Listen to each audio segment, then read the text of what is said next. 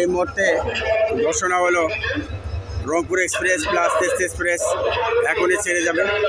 যাত্রীরা সকাল 9টার থেকে পর্যন্ত অপেক্ষা করতেছিল যে যাত্রীরা আসলেই কষ্ট, মুরব্বী যারা আছে, বয়স্ক যারা আছে এবং বাচ্চাদের জন্য খুবই একটা কঠিন বিষয় হয়ে দাঁড়িয়েছে যে কষ্ট।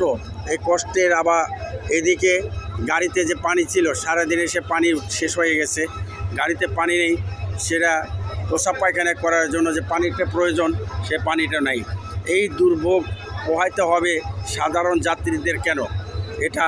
এরা জবাব রেল কর্তৃপক্ষকে দিতে হবে এবং সরকার কর্তৃপক্ষকেও এর জবাব দিতে হবে যে যাত্রীরা, সাধারণ যাত্রী কেন এত হয়রানি হবে।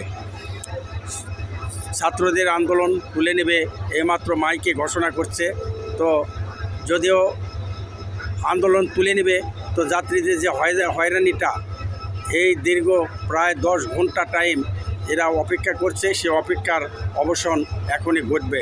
ধন্যবাদ। আসসালামু আলাইকুম রহমতুল্লাহ।